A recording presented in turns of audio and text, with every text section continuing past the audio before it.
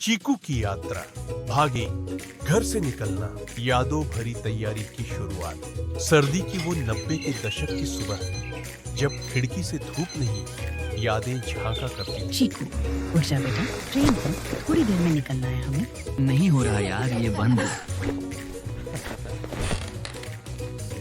माँ की रसोई से उठती वो चाय और पराठे की खुशबू। टोपी कहाँ है? दस्ताने कौन से लूं? बच्चों जल्दी तैयार हो जाओ।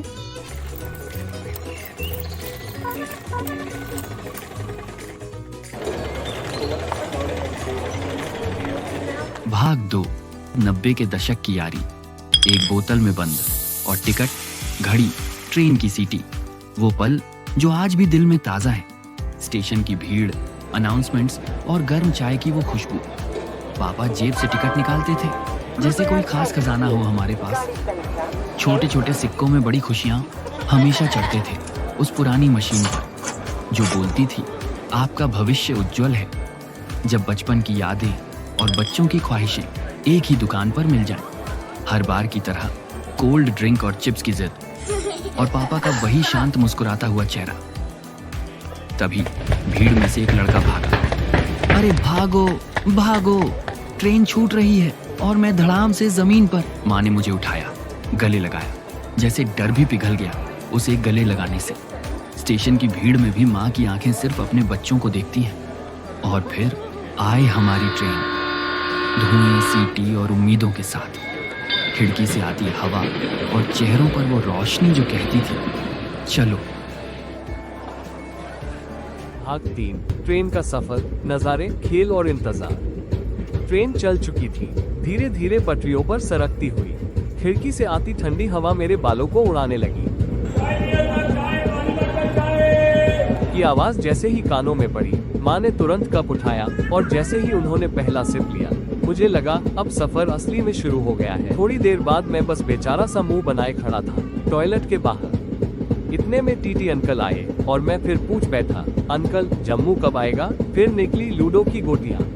चुटकी तो बस मस्ती कर रही थी नॉन स्टॉप, और बस यही था हमारा ट्रेन का एंटरटेनमेंट पैकेज। माँ ने फिर कोल्ड क्रीम निकाली, जिसकी खुशबू से सारा डिब्बा महक गया। शाम हुई, सूरज छुपने लगा, बाहर कोहरा सा छाया था और मैं बस खिड़की से बाहर देखता रहा। वो भी एक एहसास था, इस सफर का हिस्सा। यही था ट्रेन वाला दिन, नजारे, मस्ती और थोड़ा इंतजार। भाग 4, माता रानी का दरबार, चढ़ाई, दर्शन और एक नए रिश्ते की शुरुआत।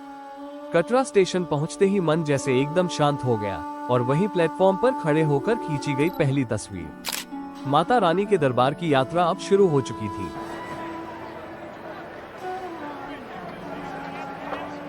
थोड़ी ही देर में पहुंचे बाणगंगा। अब शुरू हुई असली चढ़ाई और हम सबने एक सुर में कहा।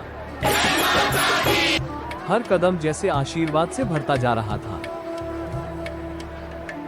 जब पहुंचे अर्धकुंवारी तो वहां की गुफा में जैसे माता का साक्षात दर्शन हुआ। आंखें बंद की और मन से मां को याद किया।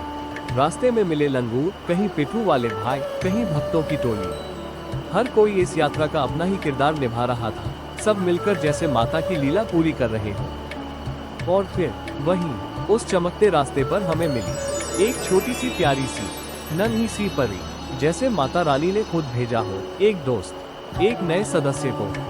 पापा मुस्कुराए और बोले, ये माता का तोहफा है हमारे लिए। और उसी पल लगा, मेरी यात्रा अब पूरी हो गई। सिर्फ दर्शन नहीं मिले थे, माँ ने हमें एक रिश्ता भी दे दिया था। मैंने जिमी को गोद में उठाया। यही थी मेरी माता रानी की यात्रा। फिर मिलते हैं अगले सफर में। जय माता दी। आशा करता हूँ दोस्तों आपको मेरी ये बचपन की याद के पल अच्छे लगे हो। मिलते हैं अगली वीडियो में कुछ और बचपन के पलों के साथ और कुछ सीख के साथ। प्लीज लाइक और सब्सक्राइब करना न भूलें। धन्यवाद।